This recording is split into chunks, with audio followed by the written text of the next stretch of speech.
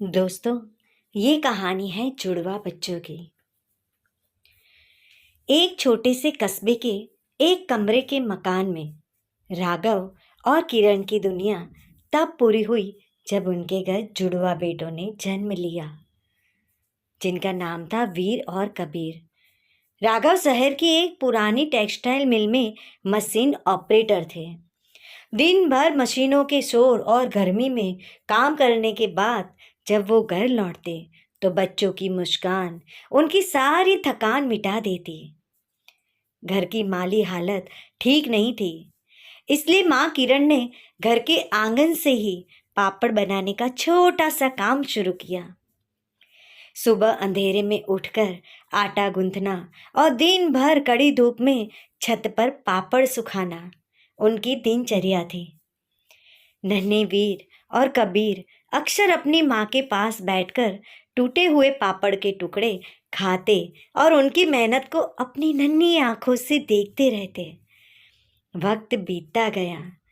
राघव की मिल कभी बंद रहती तो कभी तनख्वाह देर से मिलती। कई बार ऐसा होता कि घर में दूध के पैसे भी नहीं होते थे। तब किरण रात रात भर जागकर पापड़ बेलती ताकि सुबह उन्हें बेचकर बच्चों की स्कूल की फीस भर सके। एक बार कबीर ने नए जूतों की जिद की तो वीर ने अपने पुराने जूते उसे दे दिए और खुद टूटे हुए सैंडल पहनकर स्कूल चला गया। बच्चों का यहाँ आपसी प्रेम देखकर राघव और किरण की आंखों में आंसू आ जाते थे। माँ के हाथों में पापड़ बेलते बेलते जो पक्के निशान गड्ढे पड़ गए थे, वीर और कबीर रात को सोते समय उन हाथों को चूमते रहते थे। दोनों जुड़वा बेटों ने अपने माता पिता के पसीने की कीमत समझी। वीर ने अपनी मेहनत से बैंक अधिकारी की परीक्षा पास कर ली और कबीर ने पढ़ाई पूरी करने के बाद अपनी माँ के छोटे से पापड़ के काम को सलीके से संभालना शुरू किया। अब राघव को मिल की धूल भरी गलियों में जाने की जरूरत नहीं थी। वीर और कबीर ने मिलकर एक पक्का मकान बनवाया। माँ के हाथों के छालों की जगह अब सोने की चूड़ियों ने ले ली थी। लेकिन किरण आज भी सुबह उठकर अपने हाथों से सबके लिए चाय बनाना नहीं भूलती थी। जब दोनों बेटे कामयाब हो गए तो घर में शादी की सहनाइयां गूंजी। राघव और किरण ने बड़ी उम्मीदों से अपने बेटों के लिए रिश्ता ढूंढा। वीर की शादी अदिति से हुई, जो एक शांत और संस्कारी स्कूल टीचर थी, जबकि कबीर की शादी रिया से हुई, जो शहर की एक पढ़ी लिखी और आधुनिक सोच वाली लड़की थी। शादी के दिन का वह दृश्य बहुत भावुक था।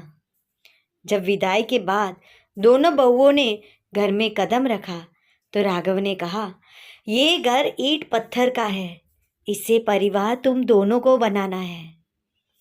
शादी के कुछ महीनों बाद घर में बदलाव दिखने लगा। बड़ी बहू अदिति ने घर की पूरी रसोई और माँ किरण की सेहत की जिम्मेदारी अपने कंधों पर ले ली। वह सुबह किरण को रसोई से बाहर ले जाती और कहती, माँ आपने बहुत पापड़ बेल लिए, अब आप सिर्फ हमें रास्ता दिखाओ।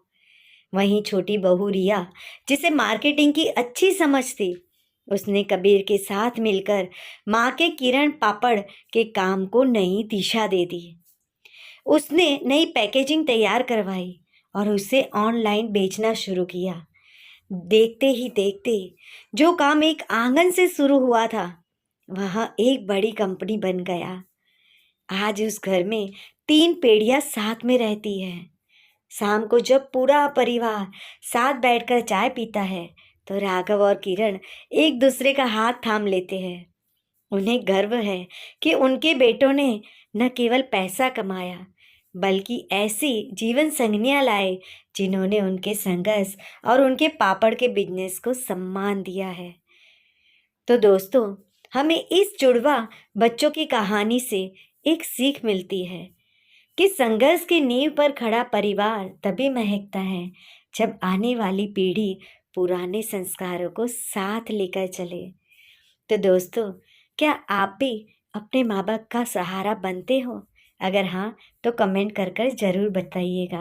और हमारी कहानी अच्छी लगे तो लाइक शेयर कमेंट्स ज़रूर कीजिएगा, सब्सक्राइब करना ना भूलिएगा। धन्यवाद।